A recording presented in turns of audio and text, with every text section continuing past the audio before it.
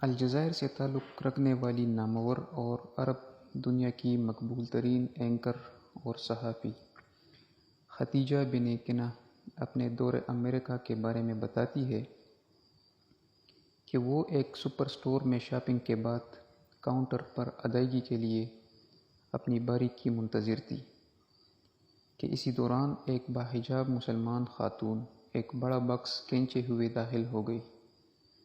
Box غالباً گھاس کاٹنے والی مشین کا تھا۔ خاتون کے چہرے پر تھکاوٹ کے آثار نمایاں تھے۔ وہ خاتون کاؤنٹر پر کھڑی کیشیئر ملازمہ کے پاس چلی گئی اور بڑے ادب کے ساتھ کہنے لگی کہ وہ کل یہ مشین آپ سے دیگر اشیاء کے ساتھ $500 کی خرید کر لے گئی تھی۔ کیشیئر نے کہا، کیا تم اسے واپس کرنا چاہتی ہو؟ مسلمان خاتون نے کہا، نہیں۔ کیشیئر ملازمہ نے کہا، کیا آپ نے کسی دوسرے اسٹور پر اس سے کم قیمت میں فروخت ہوتے دیکھا ہے؟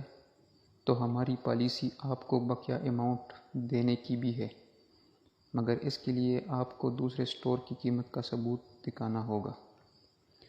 مسلمان خاتون کہنے لگی کہ نہ یہ اور نہ وہ، بلکہ میں نے کل آپ سے دیگر اشیاء کے ساتھ یہ مشین خریدی تھی جس کی ادائیگی کریڈٹ کارڈ کے ذریعے کر دی گئی تھی۔ پھر اس سامان کو اٹھا کر میں اپنی رہائش گاہ پر لے گئی جو یہاں سے تقریباً 2 گھنٹے کی مسافت پر واقع ہے، لیکن جب گھر پہنچی اور بل دیکھا تو مجھ پر انکشاف ہو گیا کہ آپ نے مجھ سے دیگر اشیاء کی قیمت تو وصول کی ہے، مگر اس مشین کی قیمت لگانا بھول گئی تھی۔ یہ سنتے ہی کیشیئر ملازمہ اٹھ کر خاتون کو گلے لگانے لگی اور آنکھوں میں اترتے آنسوؤں کو جذب کرنے کی کوشش کرتے ہوئے جذبات سے معمور لہجے میں کہنے لگی کہ پھر کس چیز نے آپ کو 4 گھنٹے کی مسافت طے کرنے اور ملازمت سے چھٹی لینے پر مجبور کر دیا؟ مسلمان خاتون نے بڑی سادگی سے بولا کہ امانت نے، اور پھر انگریزی میں اسے امانت کے بارے میں اسلامی تعلیمات کی تشریح کرنے لگی۔ یہ سن کر ملازمہ اٹھ کر شیشے کے کیبن میں بیٹھی ہوئی مینیجر خاتون کے پاس گئی۔